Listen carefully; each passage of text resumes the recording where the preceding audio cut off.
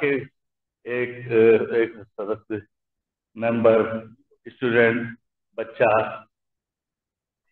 आज इतने बड़े हो गए कि वो हम सब लोगों को अरे उनके पवन शास्त्री के जोर की ताली बजेगी। तो मुझे कुछ नहीं बोलना, और बड़ी खुशी होती है। और जिस दिन मुझे खुशी तब वो जहाँ होगी जब उनके बच्चे यहाँ बैठ के बोलेंगे। मैं और मैं और बड़े सीनियर आचार्य जो है छड़ी लेके यहाँ बैठे होंगे और बैले पे बोल रहे होंगे। तो आज बहुत बहुत इन सब का इनका इनका सम्मान। अब 50 मिनट, 50 मिनट, आज तो बर्थडे तो कोई नहीं है ना। हाँ, तो 55 55 मिनट। थोड़े आचार्य जी 55 मिनट आपको बढ़िया बोलिए।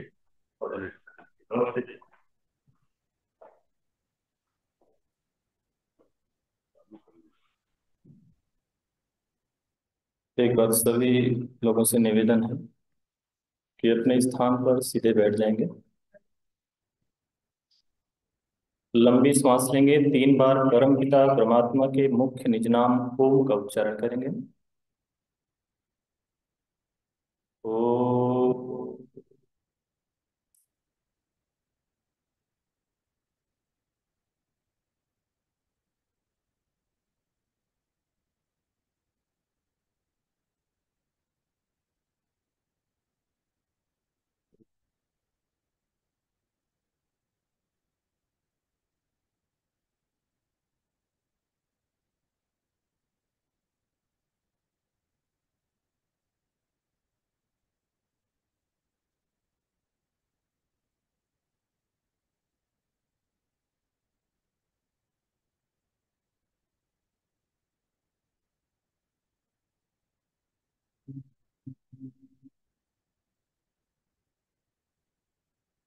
सहना भवतु, सहनो भुनक्तु, सह वीर्यं करवावहै, तेजस्विनावधीतमस्तु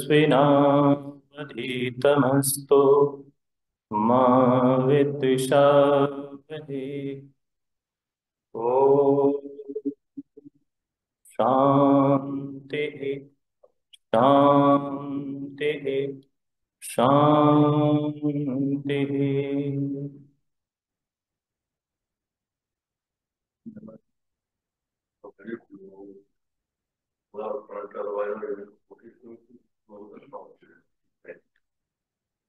इस सायंकालीन वेला में उपस्थित समस्त भद्र पुरुषों, मातृशक्ति एवं आए हुए समस्त अभ्यागत जन और आर्य समाज डिफेंस कॉलोनी के युवा, तेजस्वी और जो अपने एक विचारधाराओं से, अपने उस लगन के साथ जो आर्य समाज को बड़ी ही गति के साथ आगे बढ़ा रहे हैं, ऐसे आर्य समाज के युवा प्रधान और मैं जिनके सानिध्य में गुरुकुल में रह करके विद्या अध्ययन भी किया हूँ, ऐसे आर्य समाज के प्रधान आदरणीय अजय चौहान साहब, और जो समस्त संस्थाओं को गति देते हैं, जो समस्त संस्थाओं को अपने समर्पण की भावना से सेवा भाव में संलग्न रहते हैं हमेशा, और बहुत सारे विद्वानों को विचार देते हैं, एक विषय देकर के उनको प्रोत्साहित करते हैं और उस विषय का स्वाध्याय करके और अपने विचारों को प्रस्तुत करते हैं। ऐसे आदरणीय इस आर्य समाज के महामंत्री अजय सहगल साहब, और हमारे बड़े भाई के तुल्य जो मुझे हमेशा सर्वदा अपने छोटे भाई जैसे प्रेम देते हैं, स्नेह देते हैं, ऐसे आदरणीय आचार्य रामचंद्र शास्त्री जी, और हमारे अभिनव सहगल साहब एवं ज्योति सहगल जी, एवं उपस्थित समस्त भद्र पुरुषों, मातृशक्ति। यहाँ पर जितने लोग बैठे हुए हैं, लगभग सभी लोग गृहस्थी हैं। और आज का विषय भी है कि गृहस्थ बंधन नहीं, समस्त सुखों का मूल है। परमात्मा ने संसार का श्रेष्ठ, महान, अद्भुत, विचारशील, चिंतनशील या मनुष्य जीवन दिया, लेकिन उस ईश्वर ने, परमात्मा ने अपने पवित्र वेद में एक विचार दिया कि जीवन तुम्हें हमेशा के लिए नहीं मिला है, यह जीवन सर्वदा के लिए नहीं मिला है। इस जीवन की एक लिमिट है, इस जीवन का एक समय है, इस जीवन की एक अवधि है। तो जैसा कि पवित्र वेद ग्रंथ के माध्यम से, पवित्र परमात्मा की पवित्र वाणी से हमें जो चिंतन मिलता है, विचार मिलता है कि एक मनुष्य की आयु का जो वेदों में निर्धारण हुआ, वो हम मंत्र पाठ भी करते हैं जब जन्म दिवस आदि मनाते हैं, अच्छे स्वास्थ्य की कामना करते हैं, तो वहां पर शतम जेवी में शरदः शतम श्रृणुयाम शरदः। तो एक मनुष्य की औसत आयु का जो है, उसमें जो वर्णन आया कि वो 100 वर्षों तक जीवित रह सकता है और उससे अधिक भी रह सकता है। लेकिन अभी 100 वर्षों की जो आयु मिली है, अब उसको उस परमपिता परमात्मा ने इस जीवन को आनंदित बनाने के लिए, जीवन को और खुशहाल बनाने के लिए, जीवन को और आनंददायक बनाने के लिए उनको 4 भागों में डिवाइड कर दिया। 25 वर्ष, 25 वर्ष, 25 वर्ष और 25 वर्ष। 100 ईयर्स की आयु को 4 से डिवाइड कर दिया और 4 भागों में उसको अलग अलग कर दिया। जो सबसे पहला बता 25 ईयर्स, उसको कहा गया ब्रह्मचर्य आश्रम। और 25 से 50 की आयु बची, उसको कहा गया गृहस्थ आश्रम। और 50 से 75 की जो आयु है, उसको कहा गया वानप्रस्थ आश्रम। और 75 से और अंतिम समय तक की जो आयु बची, उसको कहा गया संन्यास आश्रम। 4 आश्रमों का जो है निर्माण हो गया एक मानव जीवन। लेकिन ब्रह्मचर्य आश्रम अपने आप में सबसे अद्भुत है, गृहस्थ भी सबसे अद्भुत है, वानप्रस्थ भी बहुत ही उत्तम आश्रम है, और संन्यास भी उत्तम आश्रम है। चारों के चारों आश्रम अपने अपने जगह पर बिल्कुल अच्छे हैं, बहुत ही अच्छे हैं। लेकिन अपने अपने आश्रम अपने अपने स्थान पर बहुत ही अच्छे हैं। लेकिन यहाँ पर एक, जब हम किसी परिवार से मिलते हैं, किसी घर में मिलते हैं, तो एक बात हमारे सामने आती है कि उस परिवार की पुत्र या पुत्री काफी उम्र के हो गए हैं, उनकी माँ, उनके पिता परेशान रहते हैं, कहते हैं शास्त्री जी ये शादी नहीं कर रहा, आप समझाइए। जब उनसे कुछ हम थोड़ी देर बात करते हैं, कुछ गुफ्तगू करते हैं, तो उनकी बातों से पता चलता है कि विवाह जो है, जो शादी है, जो गृहस्थ है, ये एक बंधन है और इसमें मैं बिल्कुल पड़ना नहीं चाहता हूं, इससे मैं अलग रहना चाहता हूं। और वो 20 उदाहरण भी उसके सामने दे देते हैं, फला की शादी हुई, उसका उनके साथ नहीं बना, उनकी शादी हुई, बहुत सारे एग्जाम्पल वो दे देते हैं। लेकिन हमारे ऋषियों ने कहा कि जो विवाह है, जो गृहस्थ है, वो सारे आश्रमों का, चाहे वो ब्रह्मचर्य हो, चाहे वो वानप्रस्थ हो, चाहे संन्यास हो, लेकिन सारे आश्रमों का जो है आश्रय है वो, और सारे आश्रमों का मूल है, सारे आश्रमों का वो फाउंडेशन है। ऋषियों ने हमें ऐसा चिंतन दिया। लेकिन विचारधाराएं थोड़ा गड़बड़ वहां से होनी शुरू हो गई कि हमारे ऋषियों का जो चिंतन था कि जब विवाह होता है, जब गृहस्थ बसता है, तो कहते हैं कि जो है ब्रह्मचर्येण कन्याम इवानम विंदते पतिम, कि जब ब्रह्मचर्य से, अर्थात अपनी वो शारीरिक हेल्थ से, एजुकेशन से पूर्ण रूप से जब शिक्षित हो जाती है, तो एक कन्या का भी जो है एक भाव होता है। और एक ब्रह्मचर्य तपसा, ब्रह्मचर्य भी जो है अपने पूर्ण एजुकेशन को ग्रहण करने के पश्चात, पूर्ण शिक्षा को प्राप्त करने के बाद वो भी गृहस्थ में प्रवेश करता है। तो जिस प्रकार से एक कन्या ज्ञान को अर्जन करने के बाद, एजुकेशन को अर्जन करने के बाद उनकी एक लालसा होती है, एक उनके अंदर भाव होता है कि मैं अपने अनुकूल एक युवक को प्राप्त करूं और मैं गृहस्थ को बसाऊं। लेकिन यहाँ पर जो कमियां आई वो हुई क्या कि बहुत सारे ऐसे परिवार हैं, बहुत सारे ऐसे घर में होते हैं कि अपने बच्चे की कुंडली ले जा करके और पंडित जी के पास पहुंच जाएंगे, और दूसरे बच्चे की भी कुंडली लेकर के पंडित जी के पास पहुंचेंगे और बोलेंगे पंडित जी दोनों का देखो गुण मिल रहा है नहीं मिल रहा है। वहां पर गुण जो है नहीं मिलेगा तो पंडित जी को थोड़ा मोटा लिफाफा दिखाएंगे, और जब वो लिफाफा पाते हैं तो कहते हैं जी ये नाम है, लेकिन कोई और अगर उपनाम है तो उससे बन जाएगी शादी, और उससे उनकी शादी मिला करके और शादी करवा देते हैं। कहते जी 18 क्या, मैं तो 36 के 36 मिला दूंगा, वो सारे के सारे गुण मिला मिला दूंगा उसमें। लेकिन ऋषियों ने कहा कि देखो, गुण, कर्म और स्वभाव, ये तीन चीजें जो है जब मिलान करना, वो पत्री वाला गुण नहीं, वो कागज की पत्री ले जाकर के और हम पहुंच जाते हैं, कहते वो नहीं। ये गृहस्थ बहुत बड़ा जो है एक विज्ञान है, सारे आश्रमों का जो है ये केंद्र बिंदु है। प्रत्येक आश्रम का आगमन, प्रत्येक आश्रम का जो है उद्गम इस आश्रम के द्वारा होता है। तो गृहस्थ में जो है क्या करना है, तो कहते हैं गुण, कर्म और स्वभाव, इन तीन चीजों को मिला करके फिर जो है एक दूसरे का जो है विवाह होता है, जिसको कहा गया कि गृहस्थ आश्रम। अब वहां पर जो है जो विवाह होता है, विवाह क्या चीज है भाई? एक पति और पत्नी मंडप में बैठ गए और उन्होंने एक दूसरे को जयमाला डाल दी और सबने तालियां बजा दी, विवाह हो गया? ऋषि कहते नहीं। विवाह का अर्थ क्या होता है? तो कहते हैं वी का अर्थ होता है विशेष, और वाह का अर्थ होता है वहन करना, विशेष जिम्मेदारियों का वहन करना। अब वो विशेष जिम्मेदारियां क्या होती हैं, इसका अर्थ नहीं समझ पाते हैं लोग। कहते हो तो विशेष जिम्मेदारियां, बहुत ज्यादा भार मेरे ऊपर पड़ने वाला है। मेरे घर में, परिवार में, या कहीं हमारे आर्य समाज में जब फंक्शन होता है, तो कोई चीफ गेस्ट जब हमारे यहाँ बनता है, तो उसको हम कहते हैं विशेष। अब विशेष का मतलब कि उनके ऊपर सारा आर्य समाज का काम का भार डाल दिया गया? नहीं, वो एक विशेष है, उनके अंदर इतनी ज्ञान है, उनके अंदर उनकी इतनी विशेषता है, उनके अंदर इतनी जो है उनकी पहुंच है, इतने अच्छे लोगों से परिचित, उनकी इतने महान है वो, कि बहुत सारे लोग उनसे सीख लेते हैं। तो वहां पर ऋषि ने कहा कि जो है वी का अर्थ विशेष होता है, वाह का अर्थ होता है वहन करना, अर्थात विशेष जिम्मेदारियों को वहन करने के लिए अब आपको दोनों को गृहस्थ में प्रवेश करना है।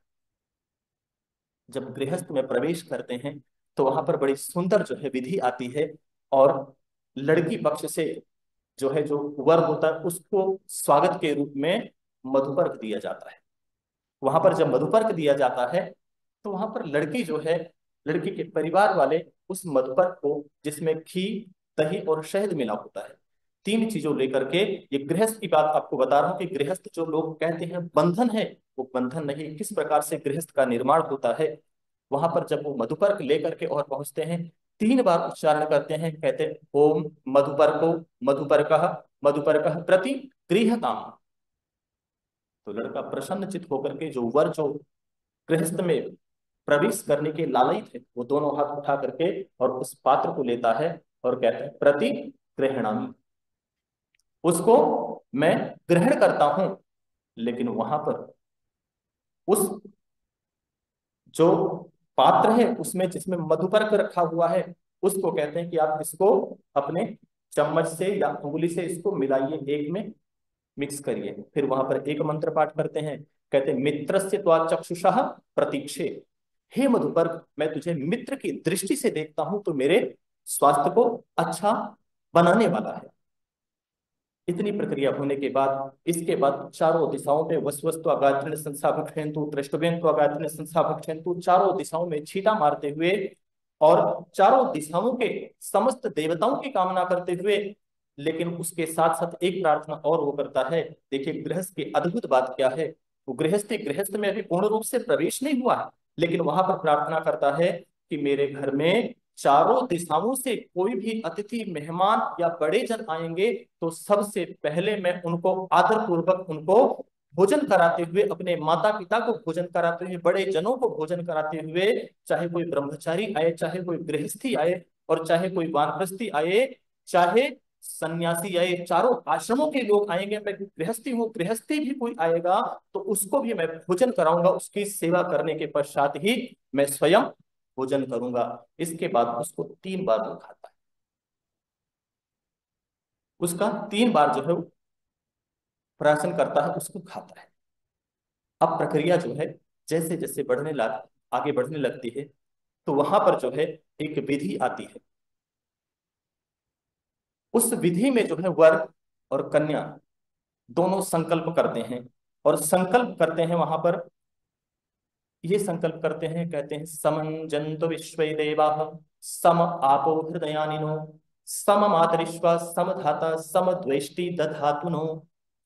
देखिए किसी आश्रम में आप विचार करके देखिए कि कौन से आश्रम में ऐसे दो आत्माएं मिलकर के संकल्प करती हैं, दो आत्माएं मिलकर के ऐसा कौन सा विचार करती हैं। ये सिर्फ और सिर्फ आपको यदि संकल्प मिलेगा, ऐसी समर्पण भावना मिलेगी, तो वो गृहस्थ में मिलेगी। वो कहते हैं समं जन्तु विश्वे देवा। हे उपस्थित समस्त जनों, हे उपस्थित समस्त जनों, और अग्नि देवता उपस्थित ईश्वर का भी वहां पर जो है वो करते हैं कि समस्त जन, हमारे माता पिता बड़े जन वृद्ध जन विद्वान जन सभी जन, समं जन्तु विश्वे देवा सम आपः हृदयानिनो। कहते हैं आपा कहते हैं पानी को, कहते हैं दो स्थानों का पानी जिस भांति से एक गिलास का पानी दूसरे गिलास में मिला दिया जाए, इसके बाद दुनिया की संसार की कोई भी मशीन जो है उसको दोनों पानी को अलग नहीं कर सकती है। एक कहते हैं कि हंस दूध और पानी को अलग कर देता है, लेकिन पानी पानी को आज तक कोई ऐसी मशीन नहीं बनी जिसको अलग कर देती है। कहते हैं उपस्थित जनों समं जन्तु विश्वे देवः सम आपो हृदयानिनो। हे उपस्थित जनों, मेरा जो है हृदय और मेरी जो होने वाली धर्मपत्नी है जिसके साथ मैं बैठ करके संकल्प कर रहा हूं, उन दोनों का हृदय कैसे होगा, जल के समान मिला होगा। अब जल की विशेषता एक और होती वहां पर, वो भी एग्जाम्पल देते हैं। कहते हैं जल की एक विशेषता यह है कि जल जो है कोई बोतल है, इस बोतल में अगर मैंने छोटा सा कंकड़ डाल दिया, उस कंकड़ को भी जल के अंदर पारदर्शिता होती है, एक भाव होता है कि अपनी कमी को इसके अंदर से दिखाता है। दोनों संकल्प करते हुए सिर्फ यही नहीं कहते कि जल के समान हम मिल गए हैं, वो ये भी कहते हैं कि हमारे जीवन में इतनी पारदर्शिता रहेगी, हमारे जीवन में इतना मिलाप रहेगा कि हम एक दूसरे के अंदर जो बुराइयां हैं या अच्छाइयां हैं उसकी पारदर्शिता हमेशा रहेगी, और हम दोनों उन बुराइयों को दूर करते हुए अच्छाइयों को मिलाते हुए जल के भांति जीवन में हमेशा हम आगे बढ़ेंगे। समं जन्तु विश्वे देवा सम आपो हृदयानिनो सम मातरिश्वा, किस भांति से, तो कहते हैं जिस प्रकार से उपदेष्टा जो विचार देने वाले होते हैं, जो प्रवचन देने वाले होते हैं, वो जिस प्रकार से श्रोताओं से प्रेम करते हैं, जिस प्रकार से प्राण वायु जो वायु होती है उससे एक मनुष्य का, संसार के प्राणी का जीवन चलता है, इस भांति हम दोनों एक दूसरे के साथ प्रेम करते हुए स्नेह करते हुए और प्राणवायु के समान हम दोनों के दोनों अपने जीवन में इस गृहस्थ में जो है आनंद के साथ रहेंगे। अब आप विचार करिए कौन से ऐसे आपको आश्रम में, ब्रह्मचर्य आश्रम में कोई ऐसा संकल्प मिलता है, वानप्रस्थ आश्रम में कोई ऐसा संकल्प मिलता है क्या, संन्यास आश्रम में कोई आपको ऐसे संकल्प मिलता है क्या? आपको ऐसा संकल्प कहीं भी नहीं मिलेगा। और वहां पर जो है ये दोनों संकल्प करके इसके पश्चात की बात आती है, जो वहां पर एक मंत्र आता है। बहुत जगह जब शादी होती, विवाह होती है, तो वहां पर लिखा होता है जो है मैं वेडिंग कार्ड, कहीं पर विवाह संस्कार, लेकिन कहीं कहीं अभी भी जो है हमारे चौहान साहब के यहाँ जब शादी होती है तो उसमें लिखा होता है पाणी ग्रहण संस्कार। और वास्तविक रूप से जो है ये वेद की बात है, पाणी ग्रहण ही वहां पर जो है उसी का नाम जो है विवाह संस्कार है। वहां पर पाणी ग्रहण के मंत्र होते हैं, 6 मंत्र हैं वहां पर, लेकिन वो क्या अद्भुत जो है मंत्र हैं। उन मंत्रों को लेकर के और वो क्या संकल्प करते हैं, वहां पर पति पत्नी के हाथ को पकड़ता है, दाहिने हाथ से पकड़ता है दाहिने हाथ को। देखो दाहिना हाथ आजकल तो एक फैशन हो गया है, किसी से मिले हम हेलो कर लिए, हाय कर लिए, लेकिन प्राचीन काल की व्यवस्था है, प्राचीन काल में भी हाथ मिलाने की परंपरा थी। लेकिन वो कैसी थी, जिस बात के ऊपर हाथ मिला लिए वो पत्थर की लकीर हो गई, उससे कभी भी विमुख नहीं हो सकते हैं। कोई वादे करते थे, कोई शर्त होती थी, कोई विचार होता था कि हाँ ठीक है पक्का बिल्कुल उन चीजों को, लेकिन आजकल वो हो गए। वहां पर वही संकल्प को लेते हुए वो वहीं पर दाहिना हाथ वर का, दाहिना हाथ वधु का, दोनों लेकर के और क्या संकल्प करते हैं। जो पति है वो बोलता है, कहता भगस्ते हस्तम ग्रभीता, पति पत्नी से बोलता है, कहता भगस्ते हस्तम ग्रभीता, मैं भग के लिए, भग ऐश्वर्य, ऐश्वर्य के लिए, जीवन में आनंद के लिए, जीवन में सुख समृद्धि ऐश्वर्य के लिए, जीवन में उन्नति के लिए तुम्हारे हाथ को पकड़ता हूं। और पत्नी भी यही शब्द उससे कहती कि मैं भी तुम्हारे हाथ को जीवन में उन्नति के लिए, गृहस्थ के समस्त सुखों को प्राप्त करने के लिए और समस्त जो है श्रेष्ठ भावनाओं को ग्रहण करने के लिए मैं तुम्हारे हाथ को पकड़ता हूं। लेकिन पति आगे और भी इसमें कहता है, भगस्ते हस्तम ग्रहीता सविता हस्तम ग्रहीता, मैं श्रेष्ठ बुद्धि के लिए हाथ को पकड़ता हूं, अपने अंदर जो एक सदविचार को लाने के लिए, मैं श्रेष्ठ विचार को लाने के लिए, उत्तम विचारों को लाने के लिए मैं तुम्हारे हाथ को पकड़ता हूं। और पत्नी त्वम असि, आज से, इस समय से, इस संस्कार से तुम्हारे सिवा और कोई, कोई कितनी भी सुंदरी क्यों ना आ जाए, कितनी भी कोई सूरतदार क्यों ना आ जाए, लेकिन आप मेरी धर्म पत्नी हैं और मैं आपका धर्म पति हूं। दोनों की ये समर्पण भावनाएं होती हैं, इतनी आनंद की भावनाएं होती हैं, एक दूसरे में ऐसा भाव होता है, एक ऐसा मिलाप होता है। और वहां पर कहते हैं कि दोनों सुंदर आत्माओं का मिलन हो जाता है और दो जिस्म एक जान हो जाते हैं। ये गृहस्थ की जो है प्रार्थना होती है। आप जरा विचार करिए, गृहस्थ की ऐसी अद्भुत प्रार्थना है, ऐसे अद्भुत विचार हैं। और जब हम उन युवकों से मिलते हैं, उन नौजवानों से मिलते हैं, तो कहते हैं कि गृहस्थ तो एक बंधन है, मैं बंद करके नहीं रह सकती। अरे भाई, जब आपको समर्पण की भावना ही नहीं आ रही है, एक दूसरे के भाव को समझ नहीं पा रहे हैं आप, तो कैसे आप बंद करके नहीं रहोगे? कैसे आपको लगेगा कि मैं बंद करके रह रहा हूं? लेकिन जब भाव को समझ जाओगे तो आनंद के साथ, प्रसन्नता के साथ, बड़े ही उत्साह के साथ, बड़े ही धैर्य के साथ और अपने समस्त उत्तरदायित्वों को आप निभाओगे। आगे जब बढ़ते हैं तो उसमें एक प्रक्रिया आती है जिसमें कहते हैं कि उस मंत्र की यदि व्याख्या आप समझ जाएं, सुन लें, तो पूरी शादी पूर्ण हो जाती है। उसको हृदय का स्पर्श करके जो वर होता है वो अपने जो है पत्नी के बाएं कंधे पे हाथ रखता है, पत्नी वर के कंधे पे हाथ रखती है, बाएं कंधे पे, हृदय स्पर्शी मंत्र है। वहां पर कहते हैं कि तव चित्तम मम चित्तम में अस्तु। वो प्रार्थना करते हैं दोनों, गृहस्थ में ये प्रार्थनाएं होती हैं, बाकी आपको कहीं नहीं प्रार्थनाएं मिलेंगी ये। कहते हैं तव चित्तम मम चित्तम में अस्तु, मम वाचा में कमना जो शश्वः प्रजापतिष्वा नियनक तुमह्यम। कहते हैं कि तुम्हारे चित्त के समान, पति पत्नी से कहती है, वर कन्या से कहते, कन्या वर से कहती है कि तुम्हारे चित्त के समान मेरा चित्त हो जाए, तुम्हारी वाणी के समान मेरी वाणी हो जाए, तुम्हारी जो आवाज निकले वो मेरी आवाज हो जाए और दोनों का हृदय एक भाव में हो जाए। और ऐसा क्यों हो जाए? तो कहते प्रजापतिष्वा नियनक तुमह्यम, हमारे बड़ों ने, हमारे विद्वानों ने, उस प्रजापति परमात्मा ने, ईश्वर ने आपको मुझे गृहस्थ के लिए प्रदान किया है और मुझे आपको गृहस्थ के लिए प्रदान किया है। ये गृहस्थ की जो है प्रार्थना होती है, ये गृहस्थ की जो है अद्भुत प्रार्थना है।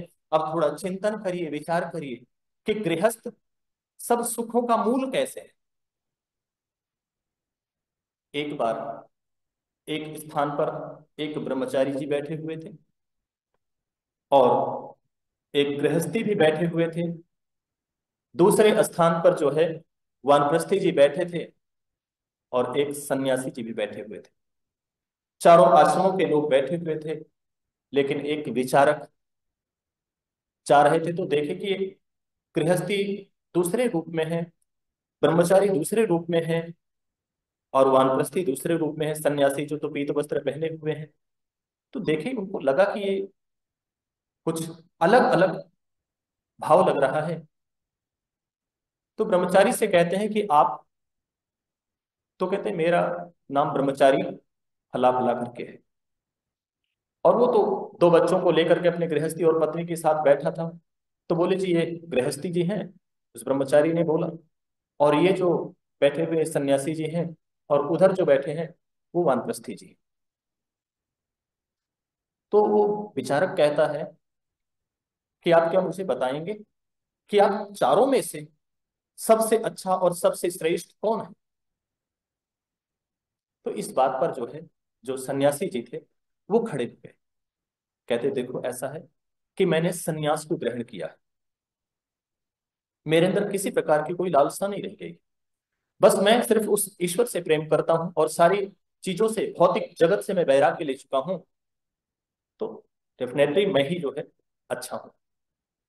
उन्होंने हाथ जोड़कर अभिवादन किया, बोला जी बहुत अच्छी बात है। उधर जो है वानप्रस्थी जी से कहते हैं आप क्या कहना चाहेंगे। तो वानप्रस्थी जी कहते हैं कि देखो, मैंने गृहस्थ को त्याग दिया है, और वेद में एक वाक्य आता है, पश्य दैवस्य काव्यम। मैं उस संसार में जो परमात्मा का काव्य है, परमात्मा की जो रचनाएं हैं, उन समस्त संसार को देखता हूँ, वनों का भ्रमण करता हूँ, उनके अनुकूल अपने जीवन को भी और लोगों को उपदेश देता हूँ, एक शिक्षा देता हूँ। तो मैं सन्यासी जी के इतना तो नहीं, लेकिन मैं गृहस्थ और ब्रह्मचर्य से मैं भी श्रेष्ठ हूँ। फिर ब्रह्मचारी का नंबर आता है, गृहस्थी को वो छोड़ ही देते हैं, चूंकि गृहस्थी शांत बैठा हुआ, 2 बच्चे उसके साथ हैं, पत्नी है और शांत बैठा हुआ। ब्रह्मचारी खड़ा होता है और कहते हैं, ब्रह्मचर्य तपसः देवा मृत्युम अपागंत।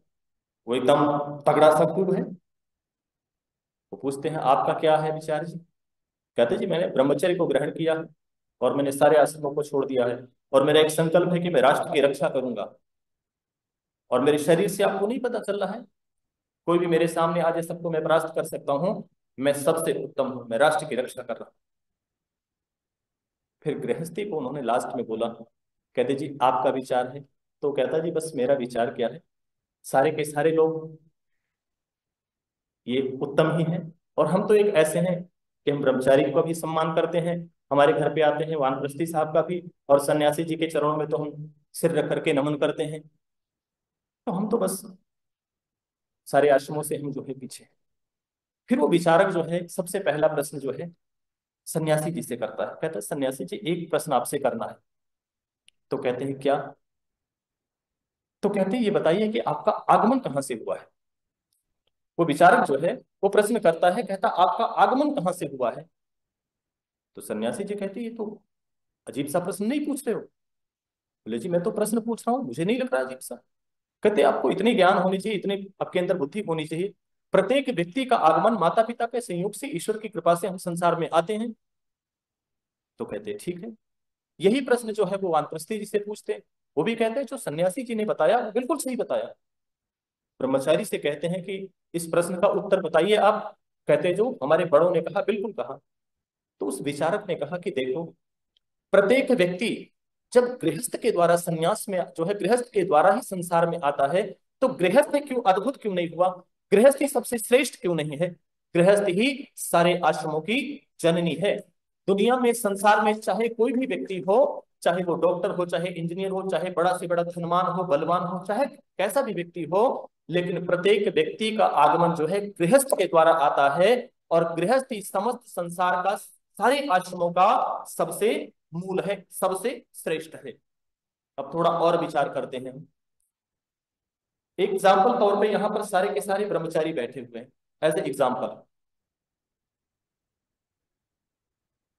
किसके घर पे कोई अतिथि आ जाएगा, ब्रह्मचारी तो खुद ही अकेले रहता, उसके खाने का ना टाइम, ना सोने का टाइम, वो जब मर्जी तब उठा, जब मर्जी तब सोया, कोई उसके ऊपर नहीं है। और ऐसे सन्यासी को आप देखो, कोई पीत वस्त्र पहने उसके सामने जाओ, आप बोलो स्वामी जी मुझे मेरे गुरुकुल के लिए, आर्य समाज के लिए कुछ डोनेशन चाहिए, वो बोलेगा जी मैं तो खुद ही इन सब चीजों से दूर हूँ। सेम यही कंडीशन जो है वानप्रस्थी के साथ होता है।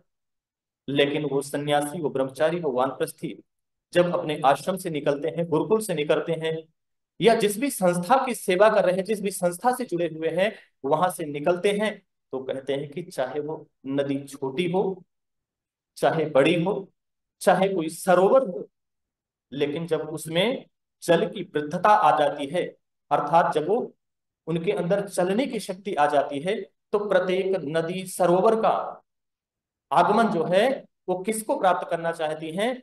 तो विचारक ने कहा कि वो प्रत्येक नदी सरोवर, विशाल से विशाल नदियां समुद्र को प्राप्त करना चाहती हैं, और उनका अंतिम ध्येय ही होता है कि मैं समुद्र को प्राप्त कर लूं और मैं समुद्र में हो जाऊं।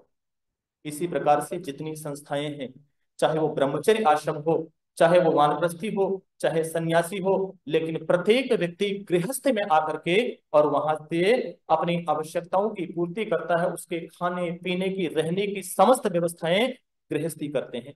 यहां तक कि ऐत्रेय ब्राह्मण का ऋषि जो है बड़ा अद्भुत शब्द लिखता है। वो कहता है अपत्नीक कथम अग्निहोत्रम जुहोतना। उन्होंने स्पष्ट लिख दिया, कहते हैं अपत्नीक अर्थात बिना पत्नी के आप किस भांति से यज्ञ कर सकते हो, आपको यज्ञ करने का अधिकार ही नहीं, आप यज्ञ ही नहीं कर सकते हो।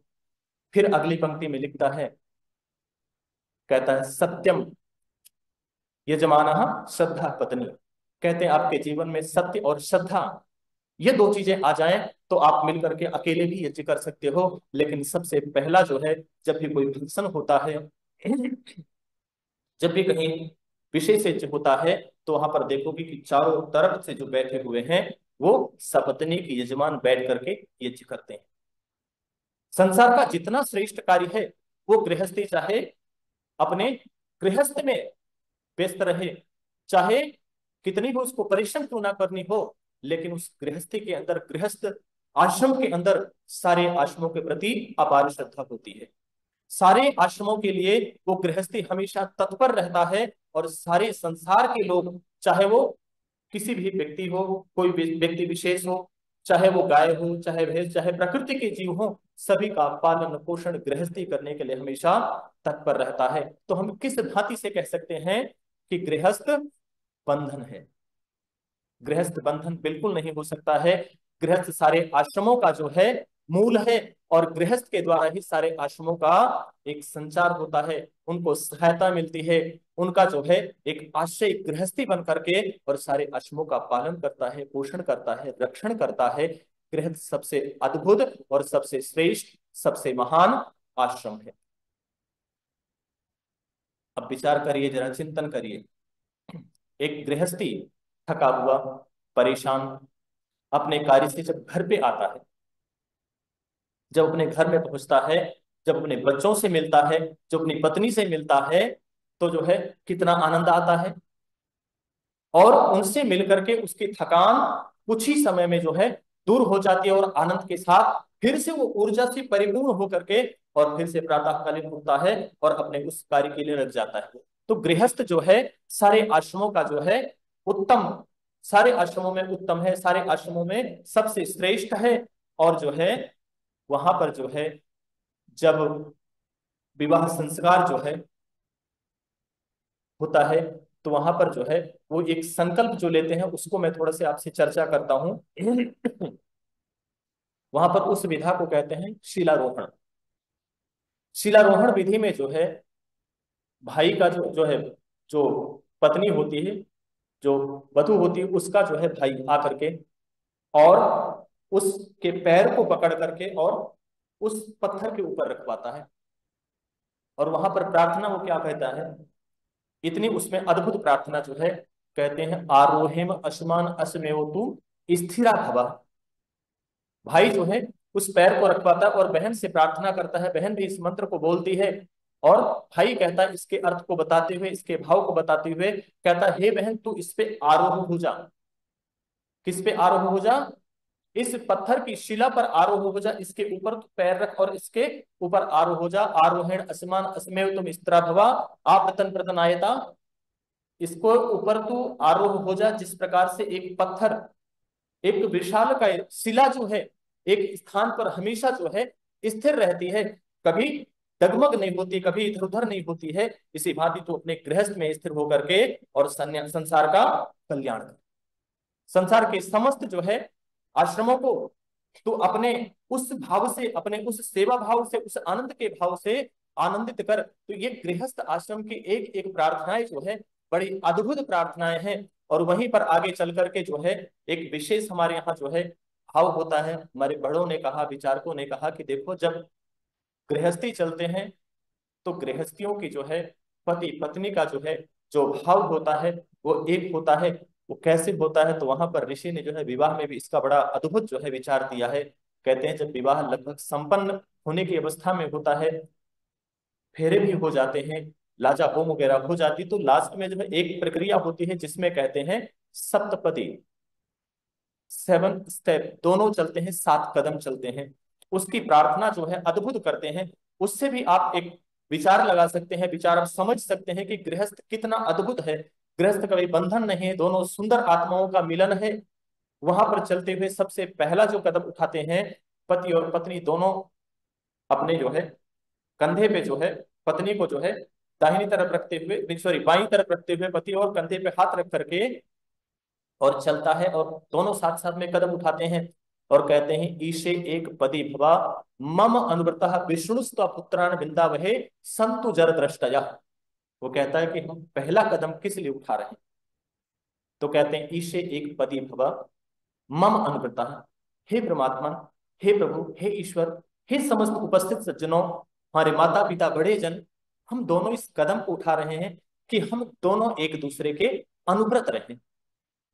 जिस घर में, जिस परिवार में पति और पत्नी का विचार आपस में नहीं मिलता है, वो समझ लेना कि वो कुंडली उनकी वो पंडित जी ने देखी है।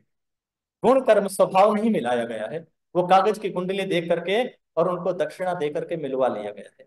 ऋषि की जो विचारधाराओं को जो है, महर्षि देवदयानंद सरस्वती जी महाराज कहते हैं कि देखो, जब गृहस्थ में प्रवेश करना है तो एक बार सबसे पहले उस गृहस्थ जो प्रकरण है ना, उसको एक बार पढ़ लो, उसको एक बार पढ़ लो। यहाँ पर जब शादी होती, आचार्य जी भी कराते हैं, मैं भी कराता हूँ, तो ये जो सब को जो वाणी ग्रहण के मंत्र हैं, इनके भावों को हम खुद उनसे बुलवाते हैं कि उनको पता चले कि हम क्या प्रार्थनाएं कर रहे हैं। तो वहां पर जो है दोनों प्रार्थना करते हैं, कहते हैं ईशे एक पदी भवा मम अनुव्रता विष्णुस्त्व पुत्रान विंदावहे संतु जर दृष्टयः। वो कहते हैं कि मैं जो ये पहला कदम उठा रहा हूँ, हे परमात्मा, हम दोनों एक दूसरे के अनुव्रत होकर के, एक दूसरे के जो है अनुगामी हुए, एक दूसरे के भावों को समझते हुए, एक दूसरे के विचारों को समझते हुए पहला कदम उठा रहे हैं। और इसी भांति से वहां 7 जो है कदम उठाते हैं, 7 स्टेप, 7 प्रार्थनाएं करते हैं। लेकिन जो अंतिम प्रार्थना है, उससे उसको मैं आपसे उस पर चर्चा करता हूँ। अंतिम प्रार्थना में जो है बहुत अद्भुत प्रार्थना करते हैं पति और पत्नी। अक्सर लोगों के अंदर जो वैदिक भावों से जुड़े हुए हैं, इस आर्य समाज से जुड़े हुए हैं, महर्षि देवदयानंद के विचारों से जुड़े हुए हैं, वो इस चीज को नहीं मानते हैं। नहीं, बहुत जगह ऐसा होता है, वो कहते हैं कि मैं पति हूं, ये पत्नी है, मैं पति हूं, एक अहंकार की भावना। लेकिन ऋषि की देखो कितनी विचारधाराएं हैं, वेद का कितना अद्भुत विचार है। वो जब 7वां स्टेप उठाते हैं, तो वहां पर दोनों जो है कहते हैं कि सखे सप्तपदी भवा मम अनुवृता विष्णुस्त्वा पुत्रान विंदावहे संतु जर दृष्टयः। हे परमात्मा, हे उपस्थित समझ जनों, हे परमपिता परमात्मा ईश्वर, मैं 7वां कदम उठा रहा हूं। तो वहां पर कहते हैं कि इंग्लिश में फ्रेंड कहते हैं, हिंदी में मित्र कहते हैं, लेकिन संस्कृत में देववाणी में सखा कहते हैं। कहते हैं हे परमात्मा, हे उपस्थित समझ जनों, हे माता पिता, हे बड़े जनों, हे ज्ञानी जनों, मैं जो 7वां कदम उठा रहा हूं, हम दोनों पूरे जीवन, पहले प्रार्थना किया हम एक दूसरे के धर्म पति और धर्म पत्नी हैं, लेकिन हम धर्म पति धर्म पत्नी रहते हुए, धर्म का आचरण करते हुए, लेकिन हम पूरे जीवन एक दूसरे के मित्र होकर के रहेंगे। और जहां पर मित्र होते हैं, जहां पर आपस में मित्रता हो जाती है, वहां पर कोई छोटा बड़ा नहीं रह जाता है, और उसका जीवन आनंदित हो जाता है, जीवन प्रसन्नचित हो जाता है, और मित्र में किसी प्रकार का कोई मतभेद रह ही नहीं जाता है। ये गृहस्थ की प्रार्थना है। अब आप बताइए कि जब दोनों सुंदर आत्माओं का इस भांति से मिलन होता है, ये वेद का विचार है, ये संस्कार विधि का विचार है, ये स्वामी दयानंद सरस्वती जी महाराज का विचार है। इस भांति से जब दोनों युवक और युवती मिलते हैं, तो उनमें किस प्रकार का बंधन हो सकता है, विचार करिए, किस भांति का बंधन हो सकता है। वो दोनों आनंद के साथ रहते हैं, दोनों एक दूसरे का सहयोग करते हुए, दोनों एक दूसरे के सुख दुख में सम्मिलित रहते हुए, और स्वयं का कल्याण करते हैं, और राष्ट्र का कल्याण करते हैं, अपने बड़ों का कल्याण करते हैं। आप एक बार चिंतन करिए, जरा विचार करिए। एक सन्यासी है या कोई एक ब्रह्मचारी है, जिसने अपने घर को छोड़ दिया है, ब्रह्मचारी आश्रम में है, सन्यासी है, वो क्या अपने माता पिता की सेवा कर सकता है? माता पिता की देखभाल नहीं कर सकता है। लेकिन गृहस्थी एक ऐसा है जो अपने बड़ों की सेवा भी करता है, अपने माता पिता की सेवा भी करता है, जो अतिथि मेहमान आते हैं उनकी सेवा भी करता है, पंच महायज्ञ को करते हुए अपने उस धर्म अर्थ काम और मोक्ष की कामनाओं को भी पूरा करता है, और जो भी कोई बाहर से ब्रह्मचारी सन्यासी या और कोई आ जाता है, उनकी भी सेवा करता है।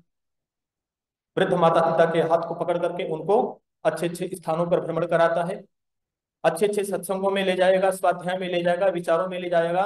तो गृहस्थ जो है वो सबसे श्रेष्ठ, सबसे ज्येष्ठ और सबसे उत्तम, सबसे महान आश्रम यदि है कोई, तो वो गृहस्थ है। क्योंकि गृहस्थ के द्वारा ही संसार का सब आश्रम जो है निर्मित होता है, सारे आश्रम उससे चलते हैं। गृहस्थ सबसे श्रेष्ठ आश्रम है, और जो है इससे और अच्छा आश्रम कोई दूसरा हो ही नहीं सकता है। इसे विचारक ने जो है बड़ा अच्छा लिखा। वो कहते हैं कि जो है कार्येषु दासी करणेषु मंत्री, ये पत्नी के लिए शब्द आया है, इस पे विचार करिए आप। कहते हैं कार्येषु दासी करणेषु मंत्री, भोजेषु माता शयनेषु रंभा, रूपेषु लक्ष्मी क्षमेषु धारित्री, षड धर्मे उक्ता कुल धर्म पत्नी। कहते हैं वो पत्नी जो है जब प्रातःकालीन, जिसको बहुत सारे जो ज्ञानी हैं या वो उस चीज को नहीं समझ पाते हैं, वो कहते हैं कि गृहस्थ बंधन, कहते हैं कार्येषु दासी। अब प्रातःकालीन जब उठते हैं तो देखते हैं पत्नियां दासी अर्थात घर की जो काम करने वाली होती है उनके भांति लग करके और पूरे घर का काम करती। करणेश मंत्री, और जब किसी आप कभी संकट में पड़ जाएं, विचार करिएगा, कोई समस्या हो जाए। अच्छा विचार करिए, देखो कोविड आया, उसमें नोटबंदी हुई हो, कितने कितने नोट जो है निकले घर पे, बहुत सारे नोट जी हमारे पास ये रखा है, इसको भी बदल लो। या कोई और काम ऐसे, कोई हमारे पास समस्या जब आ जाती है तो क्या होता है, कहते करणेश मंत्री, एक मंत्री की भांति चिंतन करते और सलाह देती हैं और उस कार्य को बड़े आनंद के साथ सपोर्ट करते हुए और उस कष्ट से, उस समस्या से निकाल ले जाती है। भोजेषु माता, जब भोजन करने बैठते हैं बोलेगी जी आप बैठो और मैं गरम गरम रोटी।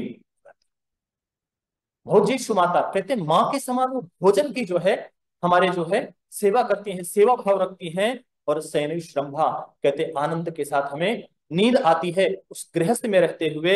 और रूपेषु लक्ष्मी, और जब कहीं जाना आना होता है और कहीं कोई घर में पूजा पाठ होती है, यज्ञ हवन होता है, तो लक्ष्मी की भांति हमारे साथ जो है सर्वेषु धर्मकारीषु पत्नी दक्षिण स्थितः, दक्षिण भाग में बैठ करके और दोनों उस ईश्वर की भक्ति करते हैं, प्रार्थना करते हैं भगवान से। और क्षमेषु धात्री, पति को गुस्सा आ जाता है या स्वयं को गुस्सा आ जाता है या कोई ऐसी बात हो जाती है, तो अगर घर में कोई शांत कराने वाला है, बाहर से व्यक्ति परेशान होकर के आया है, कोई ऑफिस का कार्य या कोई वैसा कार्य है जो परेशान है, वो आएगा तो पत्नी कहती शांत रहो, कोई बात नहीं, सब ठीक हो जाएगा। क्षमेषु धात्री, कहते वो क्षमा की भावना भी उसके अंदर है। कहते षड धर्म युक्ता, ये 6 गुण जो है पत्नी के अंदर होते हैं। और कुल धर्म लक्ष्मी, ये 6 गुणों से युक्त वो हमारे कुल की, हमारे धर्म की लक्ष्मी होती है, हमारे कुल की, हमारे वंश की परंपरा को बढ़ाती है। दुनिया में, संसार में कोई और आश्रम आपकी वंश परंपरा को नहीं बढ़ा सकता है। इसलिए गृहस्थ को जो है सबसे अद्भुत कहा गया है, सबसे श्रेष्ठ कहा गया है। और जो है 2 सुंदर आत्माओं का जो है ईश्वर की कृपा से जब मिलन होता है तो गृहस्थ बनता है। गृहस्थ जो है एक भवन है, गृहस्थ एक भवन है और उस भवन के 2 पिलर है। और 2 पिलर, जिसमें एक का नाम है पति, दूसरे का नाम है पत्नी। इन दोनों पिलर, इन दोनों स्तंभों के ऊपर ये गृहस्थ रूपी भवन का निर्माण हो गया है। अब गृहस्थ जिस प्रकार से एक बिल्डिंग का पिलर होता है वो अपने ऊपर वजन ले लेंगे, लेकिन जो उस भवन में आता है क्या उसके ऊपर कभी वजन देते हैं? कभी नहीं। कहते स्वयं के ऊपर जो है कष्ट आता है वो पति पत्नी उसको ले लेते हैं, लेकिन उस भवन में जो भी आता है वो आनंद की अनुभूति करता है, आनंद का एक संचार होता है, वो वहां पर आनंदित होता है। भोजन की आवश्यकता होती है उसको भोजन मिलता है, जिसको वस्त्र की आवश्यकता होती है उसको वस्त्र मिलता है। और सारी आवश्यकताओं को पूर्ति जो है उसी गृहस्थ रूपी भवन के अंदर होता है। इसलिए सारे के सारे आश्रम उस गृहस्थ रूपी भवन पर आश्रित होते हैं। चाहे कोई बड़ा से बड़ा कितना बड़ा आश्रम चला रहे हो, कोई ब्रह्मचारी सन्यासी गृहस्थी जो है गृहस्थी को छोड़कर बाकी सारे चाहे कितना भी आश्रम चला रहे हो, लेकिन प्रत्येक व्यक्ति उस गृहस्थ में आकर के आप अपने एक आवश्यकताओं की पूर्ति करते हैं, उसको प्राप्त करते हैं। और उस गृहस्थ के ऊपर सारे के सारे भवन जो है टिके हुए होते हैं। इसलिए जो है गृहस्थ सबसे अद्भुत है, सबसे श्रेष्ठ है, सबसे महान है। और विचारक ने कहा भी कि विशेषण वर्तेन वहति इति विवाह, इन सारी विशेषताओं से जो परिपूर्ण है, सारी विशेषण से परिपूर्ण है, वो विवाह है, वो गृहस्थ आश्रम है। और धन्यो गृहस्थ आश्रम, कहते हैं धन्य है, महान है, श्रेष्ठ है ये गृहस्थ आश्रम, इससे और अद्भुत आश्रम कोई हो ही नहीं सकता। और एक जगह पर और भी जो है मनुस्मृति का जो है कोट करते हुए स्वामी जी लिखते हैं कि संतुष्टो भार्या भर्ता, भर्ता भार्या तथैव च, यस्मिन्नेव कुले नित्यम कल्याणम तत्र वै ध्रुवम। कहते हैं जिस गृहस्थ में पति पत्नी से संतुष्ट है, पति पत्नी से संतुष्ट है और पति पत्नी से संतुष्ट है, दोनों आनंद के साथ रह रहे हैं, वहां पर उस परिवार में सारे सारे का सारे कुल जो है वो आनंदित होता है और वो कुल धन्य हो जाता है। और उस घर में जो भी अतिथि आते हैं, जो भी मेहमान आते हैं, जो भी सन्यासी वृंद आते हैं, वो सारे के सारे आनंदित होकर के और जाते हैं। इसलिए धन्यो गृहस्थ आश्रम, धन्य है गृहस्थ आश्रम, श्रेष्ठ आश्रम और ज्येष्ठ है गृहस्थ आश्रम। इससे और अद्भुत आश्रम कोई हो ही नहीं सकता। आप सबने बहुत ही ध्यान से सुना, इसके लिए आपका बहुत विशेष धन्यवाद। तो शांति शांति शांति।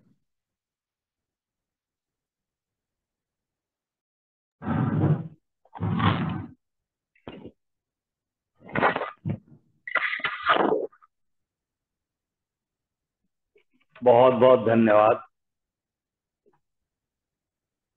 सभी लोग एक मानेंगे कि पवन जी बहुत 100 में से 100 नंबर में पास हुए।